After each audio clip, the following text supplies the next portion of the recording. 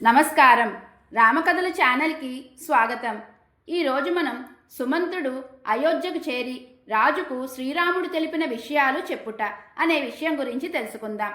శ్రీరాముడు సీతాలక్ష్మణులతో గంగానది దక్షిణ తీరం నుంచి బయలుదేరిన తరువాత గుహుడు సుమంతుడు శ్రీరాముని మంచితనం గురించి చాలాసేపు మాట్లాడుకొనిది.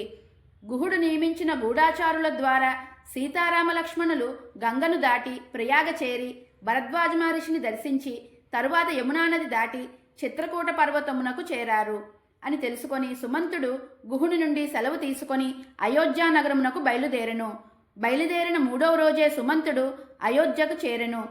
శ్రీరాముడు లేని అయోధ్య నగరము జనసంచారం లేని వీధులను చూసి అంతులేని శోకమునకు సుమంతుడు గురి అయ్యను. సుమంతుడు రాకను గమనించిన ప్రజలు సీతారాములు ఎక్కడ అని అడుగుతున్నా ఏమీ చెప్పలేక త్వరగా నగరంలోకి ప్రవేశించెను.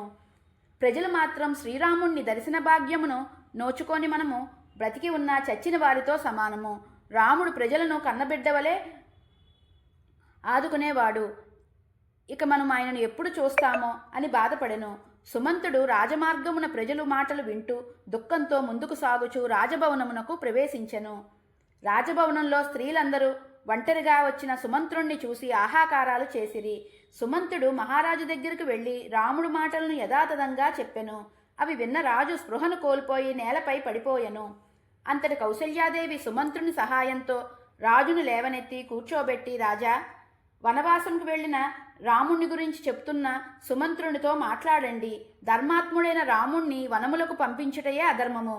అట్టి అన్యాయమునకు ఒడిగట్టి ఇప్పుడు సిగ్గుపడినా లాభమేమిటి?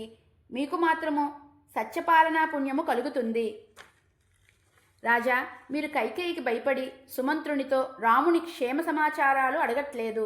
కానీ ప్రస్తుతం కైకేయి ఇక్కడ లేదు. మీరు నిర్భయంగా మాట్లాడండి అని చెప్తూ కౌసల్యామాత మూర్ఛపోయింది. అక్కడ పరిస్థితి చూసి అంతఃపుర స్త్రీలు, వృద్ధులు, యువతీ యువకులు అందరూ శోకసాగరమున మునిగిపోయిరి. ఇది ఈరోజు కథ. తదుపరి భాగంలో మరో అందమైన సంఘటనను తెలుసుకుందాం. ధన్యవాదములు. జై శ్రీరామ్.